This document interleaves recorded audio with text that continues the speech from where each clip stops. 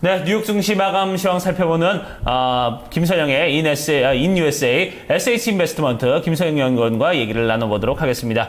연구원님 안녕하십니까? 예, 안녕하십니까. 김선영입니다. 네, 자 포르투갈 최대 은행 방코 에스피리토 산토 주가가 폭락하면서 뭐 글로벌 시장 전체적으로 좀 영향을 준 것 같습니다. 뉴욕 증시도 똑같은 영향을 받았죠. 예, 그렇습니다. 유로발 우려가 커지면서 오늘 뉴욕 증시 3대 지수 모두 하락했습니다. 남유럽 국가인 포르투갈의 최대 은행 방코 에스피리토 산토의 단기 부채 상환 지연과 그로 인한 주식 거래 중단 소식으로 지난 5월 구제금융을 졸업했던 포르투갈이 또다시 위기를 겪을 것이라는 우려가 커진 것이 유럽을 비롯해 글로벌 증시에 하락 압력으로 작용을 했던 하루였는데요. 이미 지난 5월부터 이 은행의 부실 문제가 이슈가 되었던 탓에 향후 증시에 큰 쇼크를 주지 않을 것이라는 것이 대부분의 전문가들이 예상이지만 현재 모 회사인 에스피리토 산토 그룹은 자금 문제 해결을 위해 출자 전환이나 부채 만기 연장 등을 요청할 것이라고 외신은 전하고 있습니다.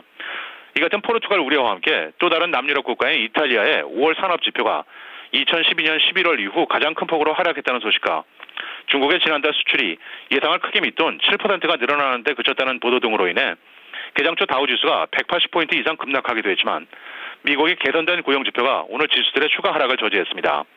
연방노동부에 따르면 지난주 미국 내 신규 실업수당 청구 건수가 이전 주보다 11,000건이 줄어든 30만 4천 건을 기록해 예상치였던 32만 건을 크게 밑돈 것이 미국 고용시장의 후반기 개선을 보여주면서 그나마 오늘 증시에 긍정적인 영향을 주었습니다.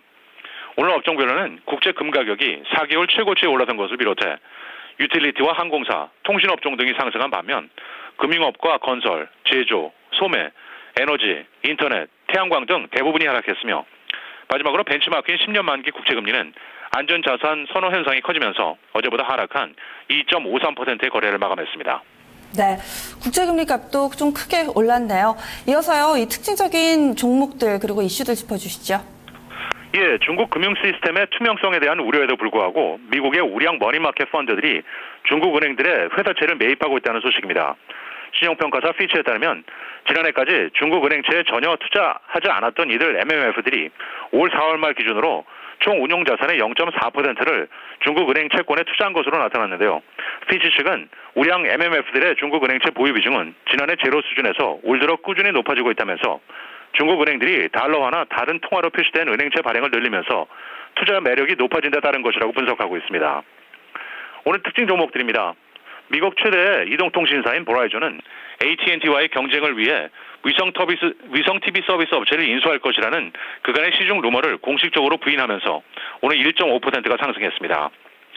건축용 목재 판매 업체 럼버 리퀴데이터는 저조한 분기 실적과 함께 올 연간 순익 전망을 크게 낮춰 제시한 데 따라 21% 넘게 급락하면서 오늘 건설업종 전반에 큰 악재가 되었고 반면 세계 최대의 멤버십 할인 마트인 코스트코는 지난 6월에 동일 점포 매출이 6%가 늘어나 전망치였던 5%를 상회했다는 소식에 0.2%의 상승세를 보였습니다.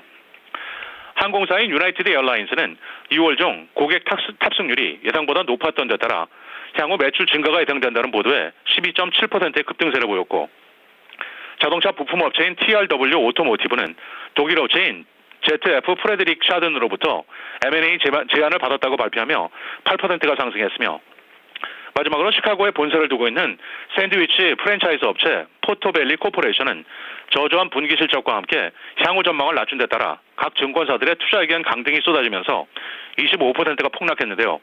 작년 10월 IPO 이후 주가는 최저치로 밀린 상태입니다. 네. 자, 그리고 지난 5월에 이제 도매 재고에 대한 지표도 발표가 됐죠. 그 밖에도 다른 일정들도 같이 좀 아울러 전해주시죠. 예, 연방 상무부에 따르면 지난 5월 중 미국 내 도매 재고가 전달보다 0.5%가 증가해 전망에 부합했습니다. 같은 기간 도매 판매는 전달 대비 0.7%가 늘어나 5월 중 도매 판매를 감안한 도매 재고 비율은 1.18개월치로 전달과 동일한 수준을 유지했는데요. 전문가들은 미국 기업들이 수요 증가에 대비해 재고를 빠르게 늘리고 있다고 분석을 하고 있습니다. 항목별로는 내구재가 1%가 증가했고 그중 자동차가 1.9%, 기계류가 1.1%가 늘어난 반면 컴퓨터 주문은 1.9%가 감소했으며 반면 비내구재는 0.3%가 감소했고 그중 식료품류가 1.9%가 줄었지만 의약품은 1.5% 증가세를 보였습니다. 내일은 재무부의 6월 재정 적자가 발표되고 미국 최대의 모기지은행 웰스파고와 인디아 기반의 IT 업체 인포시스가 지난 분기 실적을 내놓을 예정입니다. 네, 알겠습니다. 내일 뵙겠습니다. 말씀 고맙습니다. 네, 고맙습니다. 네. 네, 이번 주 마지막 거래일이어서 다음 주 월요일쯤 다시 연결하게 됐네요. 네, 지금 이 이야기를 좀 나눠봤는데요. 지금 픽스 국가들에 대한 우려가 다시금 번지고 있습니다. 지금 보면은 포르투갈 쪽에서의 좀 금융이 불안정한 상태고요. 이와 함께 이탈리아에서도 좀 도발 악재가 나오면서 이날 3대 지수 모두 다 밀려나는 흐름이었네요. 네. 자, 이제 환율, 채권, 상품 시장 살펴보도록 하겠습니다. 자, 환율보다는 뭐 오늘은 좀 우리가 좀 상품 시장 쪽에 좀 눈을 돌려봐야 될 것 같습니다. 특히 이제 금값이 4개월 내에 지금 최고치를 찍었는데 아무래도 지금 포르투갈 악재가 좀 영향을 미치고 있는 것 같습니다. 자세한 내용 그 데이터 센터 연결해서 얘기를 들어보도록 하겠습니다.